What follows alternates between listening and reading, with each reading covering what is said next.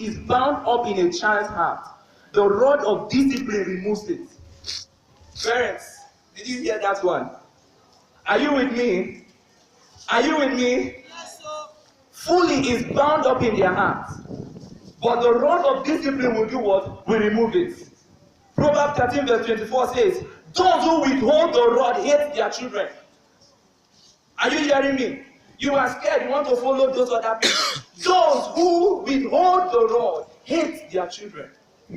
But the one who loves them applies discipline.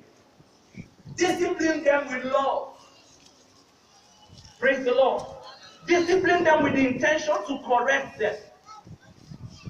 If you are always withholding from discipline, then you hate them. It's not love. Refusing to discipline your children is not love. God said the one he chastises is the one he loves. So if you're always saying, no, Peter, don't do this, don't do that, you're not showing the child love. Praise the Lord. Praise the Lord. Look at what Proverbs 29 verse 15 says. The rod and correction lead to what? To wisdom. Tell your neighbor, the rod and correction leads to wisdom. But children out of control shame their mothers. Mothers. Children out of control shame their mothers. The rod and correction lead to wisdom. Okay, now listen to what this one says. Proverbs 23 verse 13 to 14. It says, don't withhold instruction from children. If you strike them with a rod, they will not die.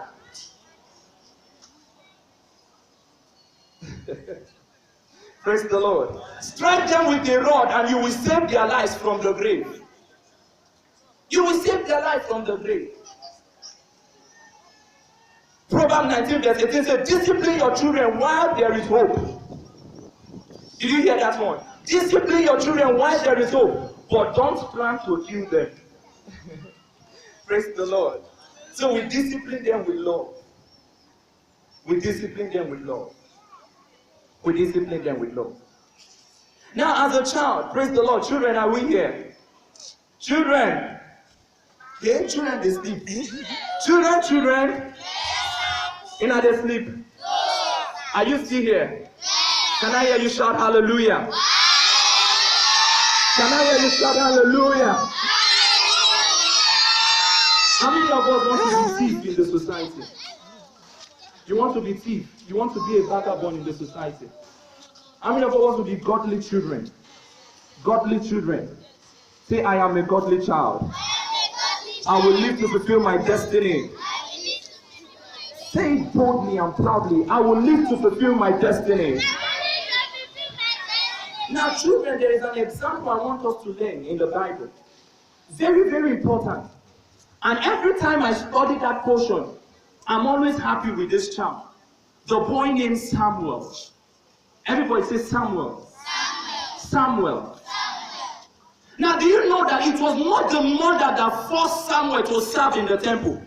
I want us to know that idea. The mother did her responsibility by fulfilling her vow. She said, I will give this child back to the Lord. And she brought Samuel back to the church. But I realized that if Samuel did not want to work in the church, he would have run away. I realized that if it was a force, Samuel would have followed the behavior of Eli's children. But Samuel proposed in his heart, children, Samuel proposed in his heart to serve the Lord. And you know the thing that baffles me most is that Samuel was not a Levite. The father was not a Levite. The father was an Ephraimite. And in Israel at that time, you are not qualified if you are not a Levite to stay in the temple, must be in the altar. You are not qualified. Oh, Samuel is not a Levite. Read the Bible very well. 1 Samuel, chapter 1, chapter 2. Samuel was not a Levite. The Bible says in chapter 3, verse 1, the boy Samuel grew in the presence of the Lord. He was ministering before Eli. Samuel was sleeping in the place where the ark of the Lord was kept. Samuel was sleeping in the place where the ark of the Lord was kept. In a place where if you are not the high priest, you die if you enter. Even as a Levite, you don't enter there anyhow. It is only the high priest that goes into that place, the tabernacle, the inner court. But the boy Samuel was sleeping in that place, and yet God did not kill him. Why? Because God saw that this boy wants to serve me. It was not the mother that forced him. Do you know that every year the mother always comes back to give him new clothes? If Samuel wants to refuse, you tell the mother, "Mother, carry me more the glass." But the boy Samuel proposed in his heart to serve God. Even when he was seeing the bad example of Eli's children, he did not follow them. Children. Samuel saw the bad example of Eli's children, but he did not follow them. Propose in your heart that I want to be a godly child. Your parents want to train you as a godly child. Propose in your heart and say, yes, me, I want to be a godly child. Because if you have agreed to it, you will become it. Are you hearing me? How many of us want to be stubborn children here? If you agree to be a stubborn child, no matter the training your parents give to you, it will not enter your head. But if you agree to be a godly child, you will even make the job easy for your parents. Praise the Lord. Praise the Lord. Because of time, the society today also have a role to play in raising up godly children. But we discover that we have seen in our society that the atmosphere is not even conducive for raising up godly children in the society today. Am I right? Am I right? The atmosphere is not conducive for raising up godly children. What we see in the streets are things that are ungodly. What we see in the television are things that are ungodly. Now we don't even hide those things, but we expose it. And even children stumble on them. But we have a role to play. As a neighbor, be your brother's keeper. You don't have to say, this is not my baby, this is not my child. What business do I have? You have a role to play. Listen to what the Bible says. Deuteronomy chapter 22 verse 1. Deuteronomy 22 verse 1. The Bible says, if you see your fellow Israelite donkey or ox falling on the road, do not ignore it. I'm talking about us, the society now. We are not part of the family. We are neighbors. We are friends. If you see your neighbor's donkey or ox, do not ignore it. Help the owner get it to its feet. Now let's relate this to children. You see your neighbor's child doing something wrong. You ignore the child. You say, this is not my child. There's no need. We are not helping those children. The children we see in our society, the children we see in our neighborhood, it is our responsibility to bring them up in the way of the Lord. Don't be afraid to correct the child. Praise the Lord. This should be a burden in our hearts that we want to raise up godly children. Yes, it should be a burden. Because at the end of the day, we'll be the one either to enjoy it or will suffer it. Parents, are you with me? You will be the one to enjoy it or you suffer it. Praise the Lord. When you raise up godly children, at the end of the day, there will be peace at home. At the end of the day, there will be joy at home. That is the joy of every parent. To see their children doing very well. And imagine a home where all the children are godly. When they sit down to deliberate, oh, you will enjoy the atmosphere. I tell you, you will enjoy the atmosphere.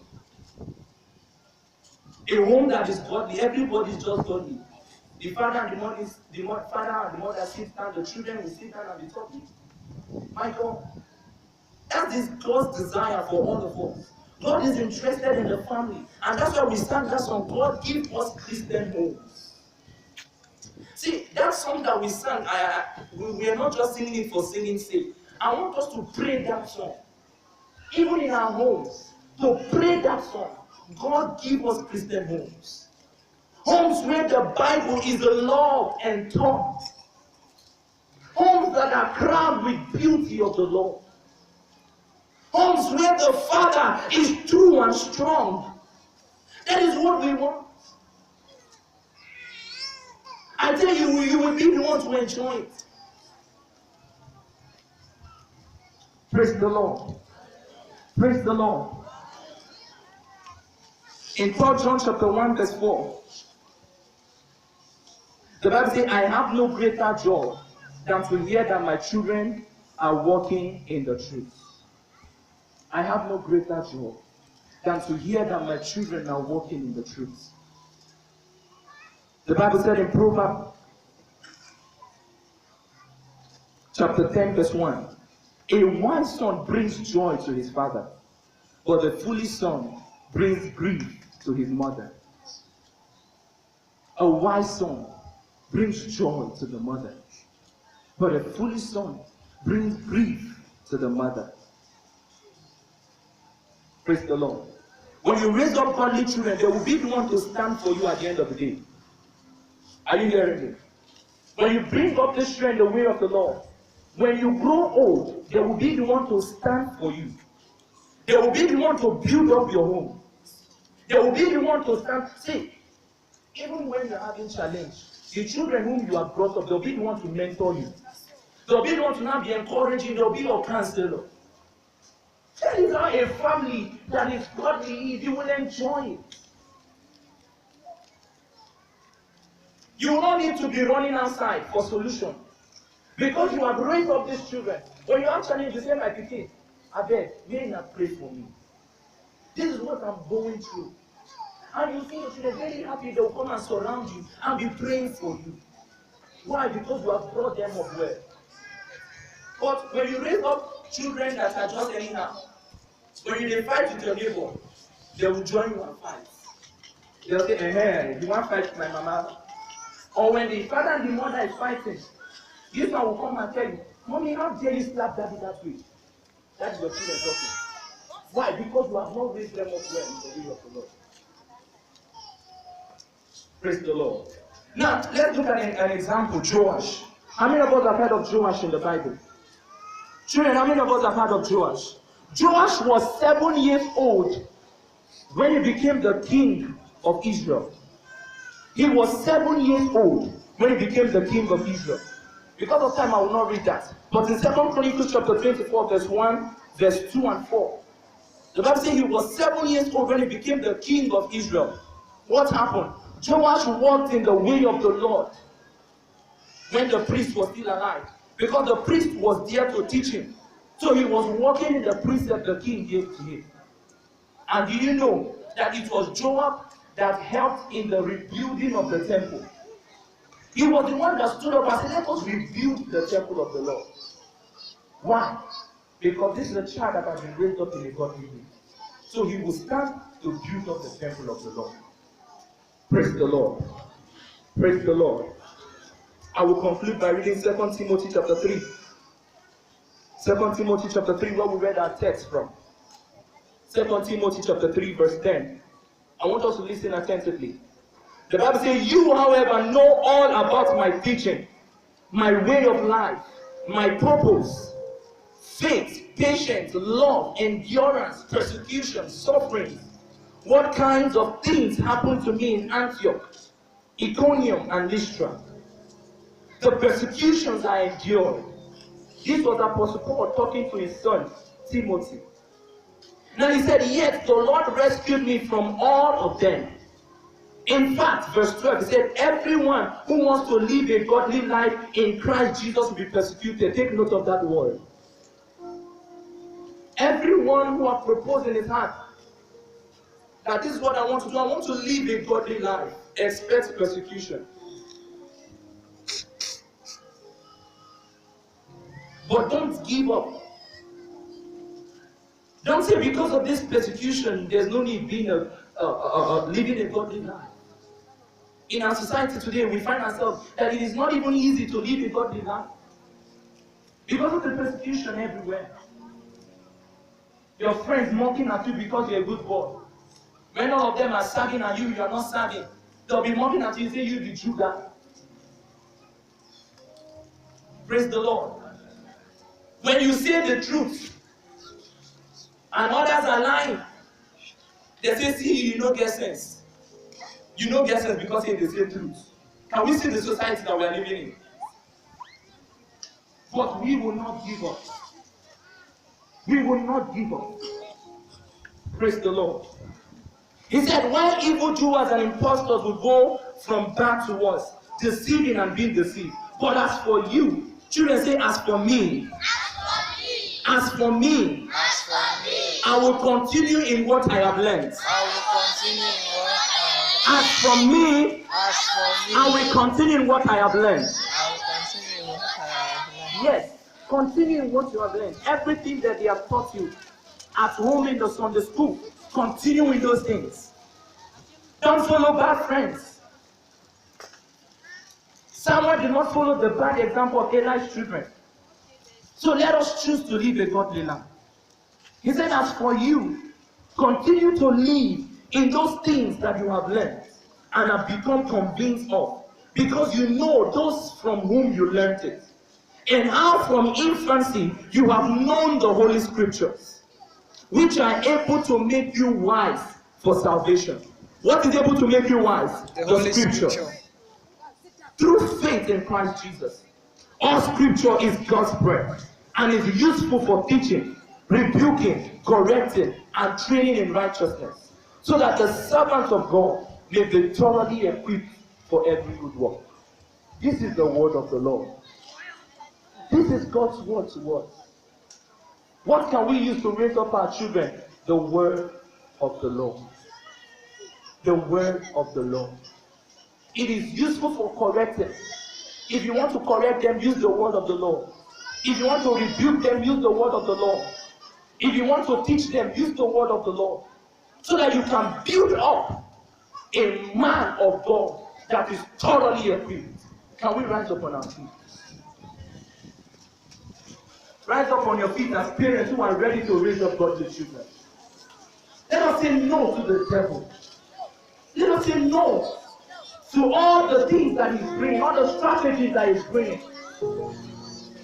Let us propose in our heart and say, from this very moment, I have made up my mind. I want to raise up children for the Lord. Children that are for signs and wonders. Children that will stand for the Lord everywhere they go to. That even among bad examples, they will say in their heart that I'm standing for the Lord. God, give us Christian hope. Can we close our eyes and pray? And say, God, give us Christian hope. Pray for yourself as a parent. Say, Lord Jesus, help me to raise up my children in the fear of the Lord. Children, lift up your voice and pray for yourself. And say, God, help me. Build me up as a child. Help me to grow up in your fear of the Lord. Help me, Lord Jesus, to grow up in your presence.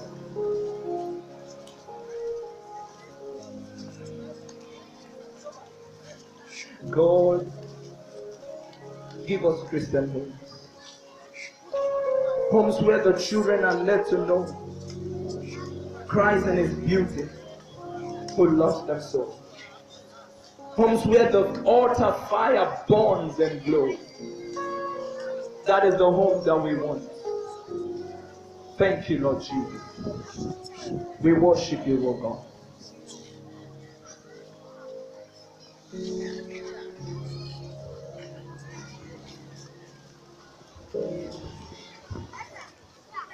In Jesus' name we pray. Let's put our hands together for Jesus. Hallelujah. That's how I want to put, you know, even reach for Meshach or a preach. I said, let's put our hands together for Jesus. You know what?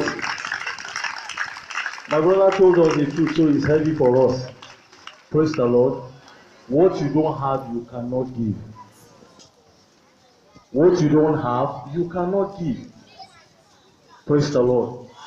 That's what he just told us now. How to raise godly children, you must be godly.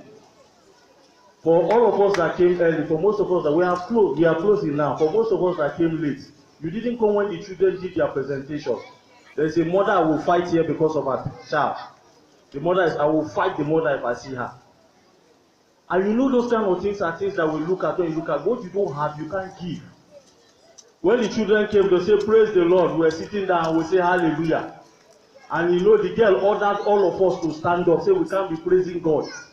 And all of us jumped, everybody was looking. It is what we do. And that's why the preacher have said, you are the mirror that your children see. You are the mirror that they see. We are celebrating Children's Day. We celebrated it yesterday. Battle Axe is celebrating it today. The thing is that our society is where we are today because of what we have sown into the society as parents. When he was talking about when he said you will not spare the rod, and if you spare the rod you will spoil the child. It is what is happening today. I was sharing with my brother back there. I said my mother's left hand, when I remember the slap of my mother at the left hand, every time I want to do something bad, I will always address myself. I will adjust. Because her left hand was always ringing in my ear. If the woman give you slap, the finger will show there for 1 week. That kept me in check.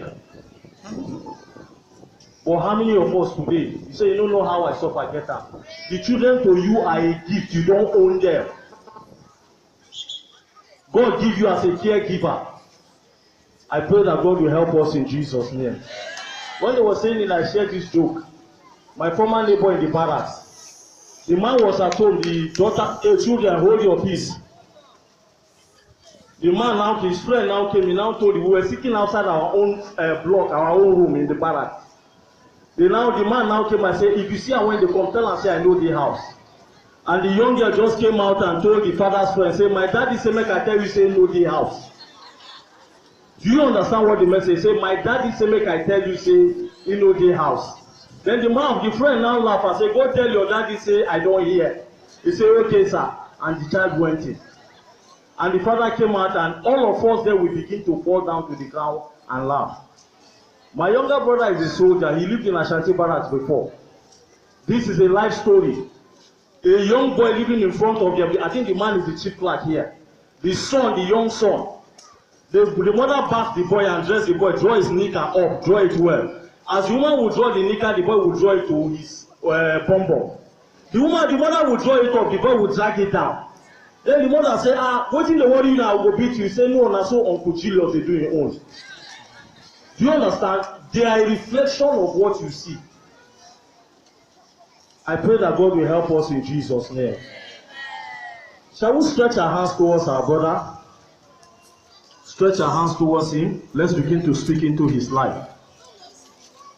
Let's begin to speak into his life. Let's begin to prophesy the unction that has gone out of him. God will reveal in the name of Jesus that the power of God will overshadow him. He will be greater than his parents. Where they stopped, he will start from that place. The devil will not steal his destiny.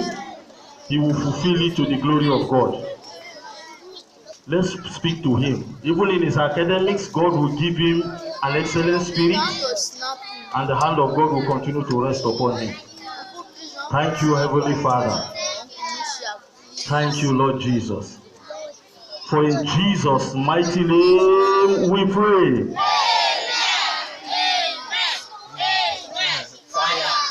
My brother, the Lord will bless you. Sit down.